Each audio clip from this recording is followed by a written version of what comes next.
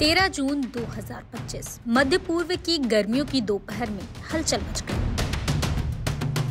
Israel ने Iran के परमाणु और सैन्य ठिकानों पर एक बड़ा हमला किया। दुनिया भर की निगाहें एक बार फिर से उसी पुराने सवाल की तरफ घूम गई।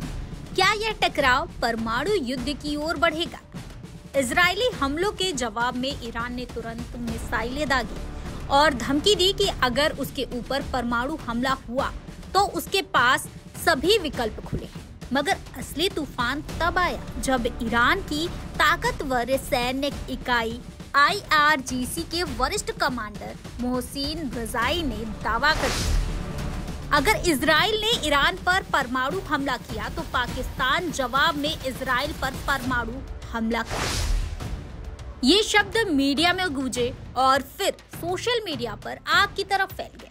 विश्व भर में हलचल मच गई, लेकिन इस तूफान के बीच एक देश आश्चर्यचकित था, वो था पाकिस्तान। इस्लामाबाद में हलचल शुरू हो गई। कुछ घंटों में ही पाकिस्तान के विदेश मंत्री इशाक डार संसद में खड़े हुए और इस दावे को पूरी तरह से झूठा और गढ़ा हुआ बताया।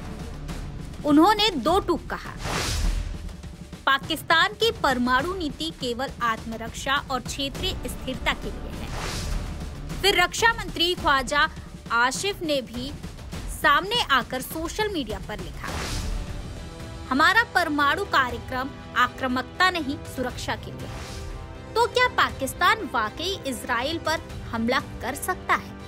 तकनीकी विशेषज्ञ कहते हैं संभव नहीं है।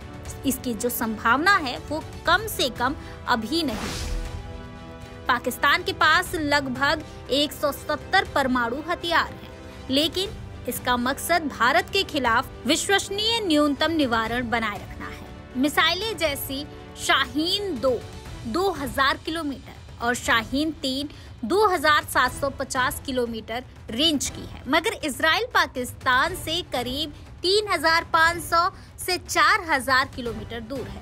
शाहीन 3 तकनीकी रूप से यह दूरी तय कर सकती है, लेकिन इसकी ऑपरेशनल विश्वसनीयता पर भी अभी सवाल है।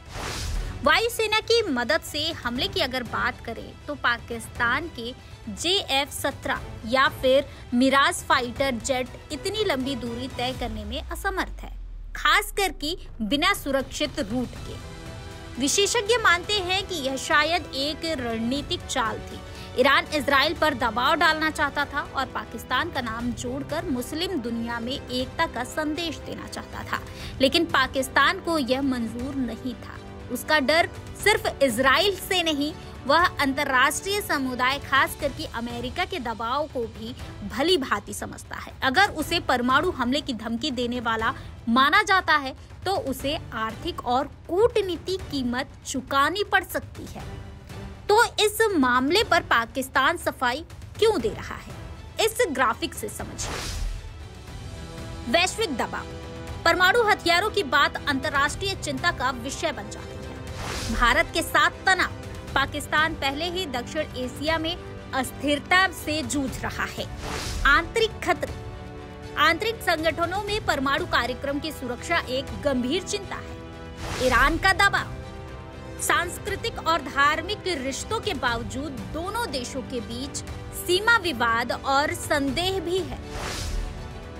अब अगर हम इजराइल की स्थिति की बात करते हैं तो इजराइल खुद एक परमाणु शक्ति मानी जाती है। उसके पास लगभग 90-200 परमाणु हथियार हैं और कई मिसाइलें हैं जो पाकिस्तान तक मार कर सकती हैं। साथ ही अमेरिका के समर्थन उनकी सैन्य ताकत को और मजबूत कर देती है। पाकिस्तान इस पूरे मामले में एक जिम्मेदार परमाणु शक्ति की तरह व्यवहार कर रहा है। उसने न केवल परमाणु हमले के दावे से खुद को अलग किया, बल्कि यह भी साफ किया है कि वह इस संघर्ष में सीधा पक्ष नहीं लेना चाहता।